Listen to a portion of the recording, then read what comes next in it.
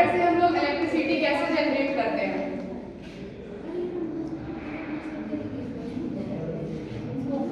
Hydro electric power plant के लिए सबसे पहले हम लोग इसका कंटेंट्स देखेंगे कि इसमें हमारे पीपीटी में क्या क्या कंटेंट्स है। तो हमारा इसमें इंट्रोडक्शन है, कंपोनेंट्स है और इसके बारे में क्लासिफिकेशन है, प्रिंसिपल एंड वर्किंग है और इसका एडवांटेज, डिसएडवांटेज, फैक्ट्स और डैम के बारे में और कंक्लूजन है। अब देखेंगे कि हाइड्रो इलेक्ट्रिक पावर प्लांट का इंट्रोडक्शन क्या है।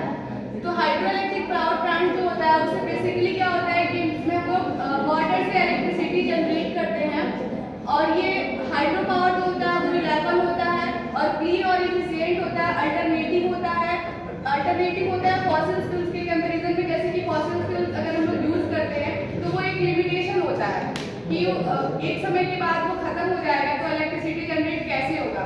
तो ये अल्टरनेट के रूप में इसको हम लोग हाइड्रो इलेक्ट्रिक पावर प्लांट को यूज कर सकते हैं।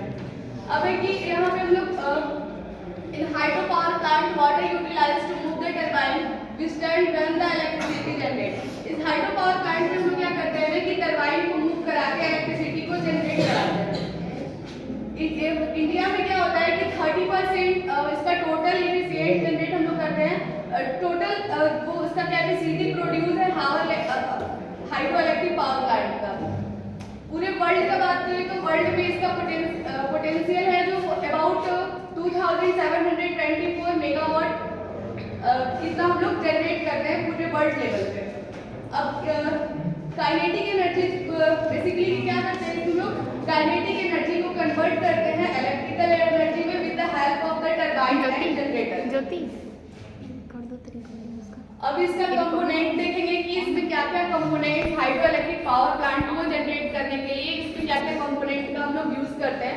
तो फर्स्ट है हमारा रिजर्वायर, सेकंड है हमारा कैचमेंट एरिया, थर्ड है हमारा डैम, फोर्थ है हमारा पेनस्टॉक और फिफ्थ है हमारा surge tank, spillway, air valve, turbine, alternator and power house.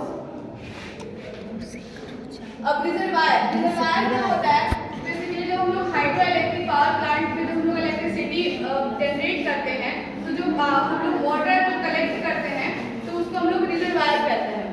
Catchment area जो उसके डैम के बिहाइंड का जो एरिया होता है उसको हम लोग कैचमेंट एरिया कहते हैं। डैम बेसिकली क्या होता है, डैम का role hydro electric power plant में बहुत होता है क्योंकि ये जो वाटर को एक हेड प्रोवाइड कराता है जिससे हमारा वो काइनेटिक एनर्जी ज़्यादा जनरेट होता है तो इलेक्ट्रिसिटी अच्छा से प्रोड्यूस हो पाता है। और नेक्स्ट है हमारा पेनस्टॉक बेसिकली एक पाइप होता है जो कि जिसको हम लोग टेक्निकल लैंग्वेज में पेनस्टॉक बोलते हैं।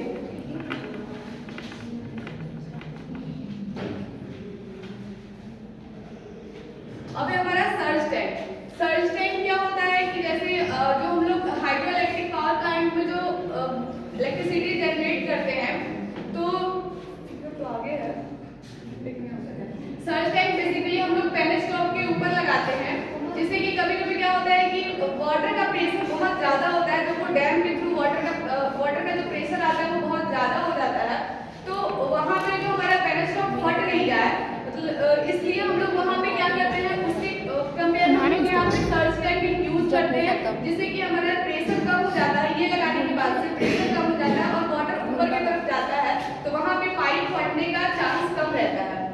स्पिलवे है, यहाँ पे स्पिलवे क्या होता है कि जब भी बारिश का दिन होता है जैसे बाढ़ वगैरह आ जाता है तो हम लोग देखते हैं कि वो जो डैम हम लोग लगाए हुए थे वहाँ पे पानी का लेवल होता है। बेसिकली स्पिलवे का मतलब होता है छलकना, मतलब जैसे हम लोग ग्लास में कोई वाटर वगैरह रखते हैं तो वो भर जाता है तो वो छलक के बाहर आने लगता है। तो वैसे ही हमारे स्पिलवे का काम क्या होता है कि जब हम लोग उसको इसलिए लगाते हैं कि जब पानी बाहर ना जाए जिससे हमारा जनरेटर वगैरह जो भी चीज़ होता है इसमें खराब ना हो, इसलिए यहाँ पे हम लोग स्पिलवे का यूज करते हैं। अगला है हमारा पावर हाउस। जब ये हम लोग जनरेटर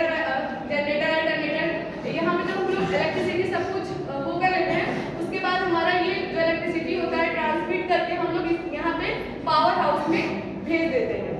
और ये है टेलरेस बेसिकली क्या होता है कि जब हम लोग वाटर जो यूज कर रही है इलेक्ट्रिसिटी के लिए तो वाटर यूज करने के बाद से अब उसको तो डिस्चार्ज भी करना होगा तो उसको वाटर को जब जिस वे से डिस्चार्ज करते हैं उसको हम लोग करते हैं टेलरेस।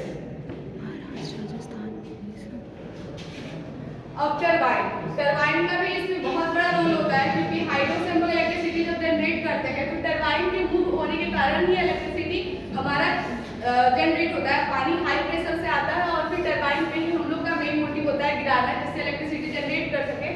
और जो टरबाइन होता है वो बेसिकली दो टाइप्स का होता है, इम्पल्स टरबाइन होता है और रिएक्शन टरबाइन होता है। इम्पल्स टरबाइन का यूज हम लोग क्या करते हैं, हाई हेड के लिए यूज करते हैं, और रिएक्शन टरबाइन जो होता है उसका यूज हम लोग लो और मीडियम हेड के लिए यूज करते हैं। रिएक्शन टरबाइन जो होता है वो बेसिकली टू टाइप्स का होता है, फेर्नेस टरबाइन और कैपलन टरबाइन। इसके आगे हम बुलाएंगे प्रियांशु।